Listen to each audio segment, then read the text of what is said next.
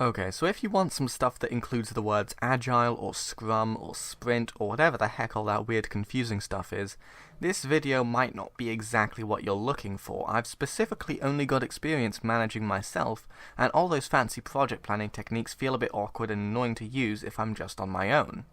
So I'm just going to talk about how project planning works out for me personally, and how I generally plan a project. I'll start out at the beginning, and usually what I tend to do at the beginning is come up with some idea with the game, obviously. Usually, this is either a setting or a mechanic or something like that. For Warp Tech, the initial mechanic involved like a crafting system or something, so trust me, it's not a very specific or strict idea. I completely went off that idea during the development of Warp Tech. So I start prototyping the idea and see if it feels right. I went through maybe 4 or 5 prototypes before Warp Tech, and although it didn't really feel right until I changed over to the new art style, I knew that it was a step up from the other prototypes which I couldn't really see going anywhere. I generally try to work on the most core parts of the game. It's the minimum viable product idea, though if it's a choice between I don't have the willpower to work on this at all and I could work on the buttons on the options menu, I'll do the buttons if, I got nothing else to do. For a good portion of the early side of a project's development, I'll still be open to receiving new ideas. In the last maybe 2/3, I say I try to shut my brain up a bit and just get this stuff done with, given the established mechanisms and systems that I've got in place, even if it's not perfect. With Masochist, I was stuck revamping the core systems over and over and over again, trying to get it just right, but ultimately, I don't even think it would have made much of a difference in quality if I stuck with the very first idea. There did come a point where I just said, fuck it, this is how the game is now, because it was approaching like 8 months of dev time with very little to show for it. I think it's important to be able to determine and gauge when is the right time to say fuck it and effectively do a freeze on big overhauls and changes in the game's mechanics. But anyway, that's getting a little bit off topic and a bit too rambly. Now, I'm very susceptible to a kind of complex thought trap in game development, and that specifically takes hold when you're able to conceivably finish the game in a tangible time frame. It's the almost subconscious idea that if you're finishing the game already, clearly this game isn't big enough and you need more stuff in it. An upgrade system, a crafting system, an inventory, multiplayer. You've already come this far, what's another month of work?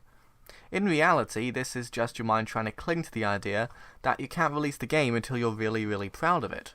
Of course, the issue with game development is that it's really difficult to be proud of something that you spent like 6 months on, especially when the game's novelty factor has been smashed to hell by daily exposure to it for the better part of a year.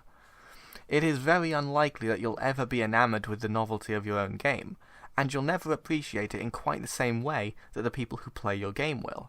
Many people might play your game for 2 hours, even 8 hours, but then they get a bit bored and move on. That's probably the average person's experience. If you've spent even 300 hours on it, which is a relatively low hour count for an average game, you've already looped the average person's experience 40 times over. No wonder you're not super amazed by it when it comes to wrap things up. The moral of the story is to just bite the bullet and think as objectively as possible about the situation, even though that's really difficult, and make sure you're keeping in mind the way that your brain tends to end up tricking you. I'm definitely not saying it's easy because, geez, it's damn hard even with all the knowledge in the world, but usually doing your best is just about good enough. Another nice trick to determine how things are coming along and to make sure you're not running in circles is to just check up on how your game was a month ago. Think about the changes you've made and whether they're really moving in the right direction. In the case of Warp Tech, a month ago I had like 5 enemies and 3 bosses. Now I have over 30 enemies and like 20 bosses if nothing else, so I feel as though I'm definitely not stuck in a loop. I am adding content.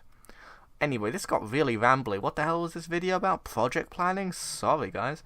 I think I said some valuable things though. This is some good information.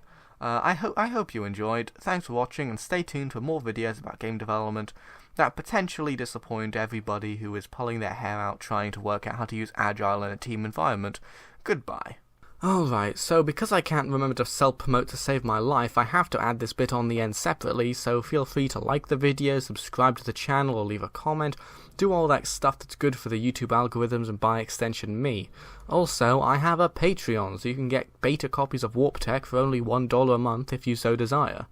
The link to that is, of course, in the description, you complete and absolute gremlin people.